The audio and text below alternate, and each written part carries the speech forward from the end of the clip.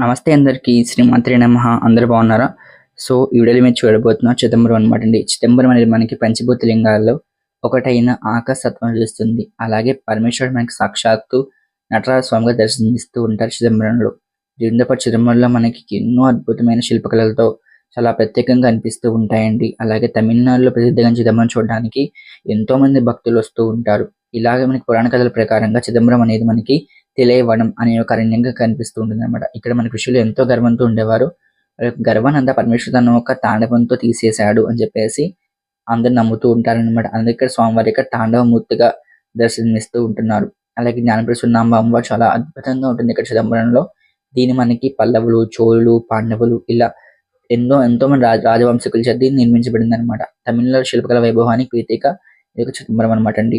దీంతో పాటు మనకి ఆలయంలో శివకేశవులకు అభేదం అన్నట్టుగా ఇక్కడ విష్ణుమూర్తి దేవాలయం కూడా కనిపిస్తూ ఉంటుంది. దీంతో పాటు పరమేశ్వరుడు మనకి ఇక్కడ 108 నాట్య భంగిమలు దర్శనమిస్తూ ఉంటారన్నమాట. అలాగే ఇక్కడ చూడవలసిన ప్రదేశాలు మనకి ఎన్నో ఉంటాయండి. లైక్ మనకి చెప్పనక్కర్లేదు. ఎందుకంటే లోపలికి వెళ్తే కొద్దిగా మన యొక్క ఈ శిల్పకళలతో మన కళ్ళన్నీ కూడా చాలా మైమర్చిపోతూ ఉంటాయి. దీంతో పాటు పెద్ద రాజగోపురము, తమిళనాడులో ఈ యొక్క సౌత్ ఇండియన్ స్టైల్ రాజగోపురాలు చాలా పెద్దగా ఉంటాయి కదా. సో ఇక్కడ కూడా చాలా పెద్ద రాజగోపురం ఉంటుంది. అలాగే 1000కి పైగా మనకి శిల్పకళలు కనిపిస్తూ ఉంటాయి. అలా 1000 కాల మండపం అయితే చాలా అద్భుతంగా కనిపిస్తుంది అనమాట.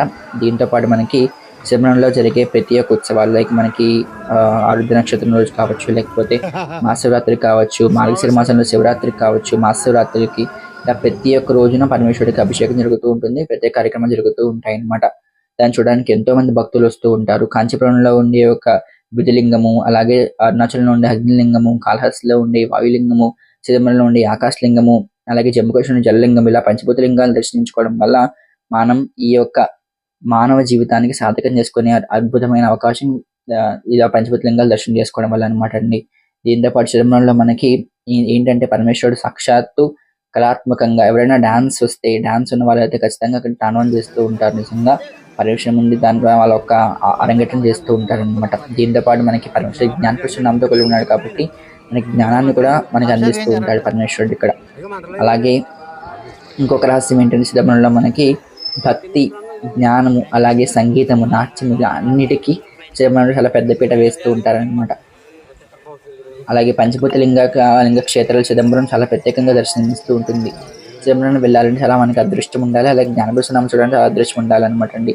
సో నాకు తెలిసి మీకు వీడియో నచ్చి ఉంటుంది. నచ్చితే ఏంటో తెలుసుకొని ఛానల్ సబ్స్క్రైబ్ చేసి లైక్ చేసి మీ ఫ్రెండ్స్ కూడా షేర్ చేయండి. అండ్ ఆల్సో ఎవరైనా కూడా మన ఛానల్ సబ్స్క్రైబ్ చేసుకుని సబ్స్క్రైబ్ చేసుకోండి. అండ్ చిదంబరం వెళ్తే నాకు ఖచ్చితంగా కామెంట్ సెక్షన్ తెలియచేయండి మీ ఫీలింగ్స్ అంతా కూడా. Thank you so much.